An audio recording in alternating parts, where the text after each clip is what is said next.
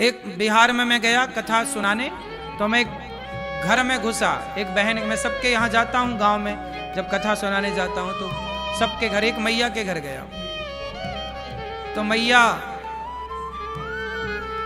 उसके बच्चे थे छोटे छोटे 2, बोली गुरुजी मेरा पति दिल्ली से लौटा है 9 महीने बाद, लगभग 9 महीने बताए थे, पुरानी बात हो गई।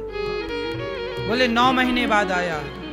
मैंने कहा कि 9 महीने बाद आया है तो बच्चों के लिए क्या लाया और क्या कुछ, ये घर, तुम घास की झोपड़ी थी उनकी, मैंने कहा पैसे लाए होंगे तो अपने लिए छोटा सा घर बनवा लेना, छत डलवा लेना। बोलिए गुरुजी 9 महीने बाद पति आया है, 1 रुपए नहीं लाया।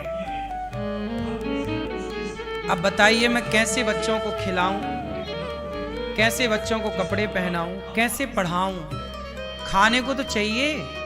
अब पत्नी 2 बच्चे भी संभाले और बच्चों के लिए कमाए भी, तुम नालायक क्या करोगे फिर? कमाओगे और शराब पी जाओगे। 9 महीने बाद लौटा है। यदि 10,000 रुपए महीना भी कमा रहा है तो 9 महीने का 90,000 हुआ, क्यों जी?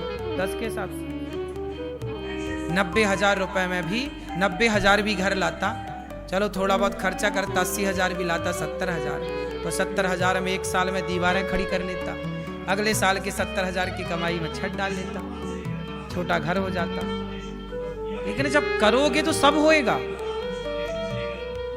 और सारा पैसा तुमने कमाया उड़ा दिया, समझदार काहे के हो? पत्नियों पे बड़ा संकट है शराबियों की, शराब पीने वाले की पत्नी को तो यही नरक मिलता है। शराब पीने वालों की पत्नियां तो नरक में है। नरक क्या होता है शराब पीने वालों की पत्नियों से पूछ लो। घर का माहौल बिल्कुल नरक जैसा है, हाँ या ना? लेकिन ये आदमी बुद्धू समझते ही नहीं, कैसे समझाए साले को?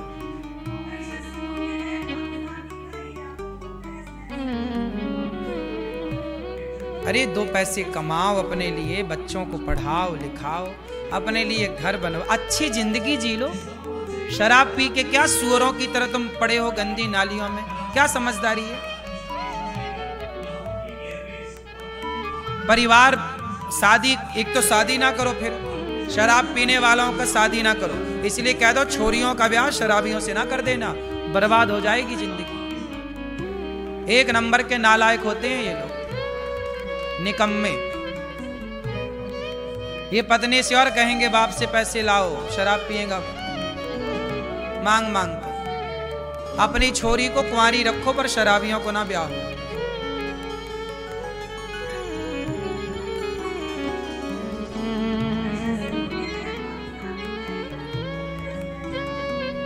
शराब पीने के बाद उसे फिर कोई नहीं दिखता, ना माँ, ना बाप, ना पत्नी, ना बच्चे। कलयुग है ना, शराब में कौन बैठा है? कलयुग, तो वो अपना प्रभाव दिखाता है। इसलिए बच के रहना, आपकी भलाई के लिए समझा रहा हूं। पियोगे तो नुकसान हमारा, क्या करोगे? अपना ही करोगे।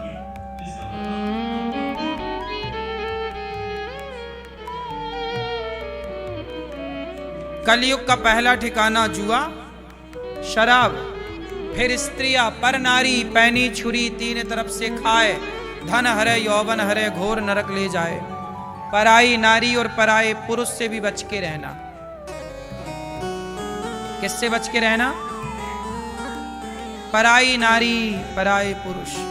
आजकल पराई नारी, पराए पुरुष का भी बड़ा जलवा है।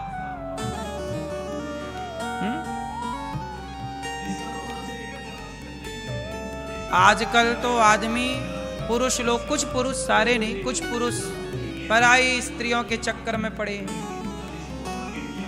कुछ लोग तो शादी ही नहीं करते कि बिना शादी किए ही पराई नारियों में खुश हैं। कर लेंगे तो एक में बंध जाएंगे, नहीं करेंगे तो खुला साण घूम रहे हैं। क्यों? आजकल शादी भी नहीं कर रहे हैं कुछ लड़के, क्योंकि पर नारी में फंस चुके हैं। औरतों का कुछ औरतों का काम और कुछ औरतों का धंधा भी है मर्दों को फंसाना। लड़कों को फंसा लेती हैं अपने झूठे प्यार में। और आजकल लड़कियां तो कम, शादीशुदा स्त्रियां भी कुछ कुछ, उनका भी मन डोल रहा है, डगमग डगमग। मन डोला मेरा तन डोला, सब डोल रहा है।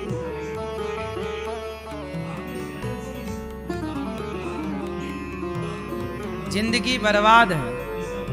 इसलिए कहता हूं इस सारी बुराइयों से बचाना आज के जमाने में ये सबसे बड़ी चुनौती है। बच्चे बच जाएं तो बड़ी कृपा है ईश्वर से। रोज सत्संग सुनाओ बच्चों को, रोज अच्छी बातें सुनाओ, रोज कहो बेटा ये बुराई है, रोज बताओ अपनी बेटी को अपने बेटे को। बड़ा कठिन है इन सबसे बचाना। पराई स्त्री के चक्कर में लोग बर्बाद हो गए, नाश कर लिया अपना।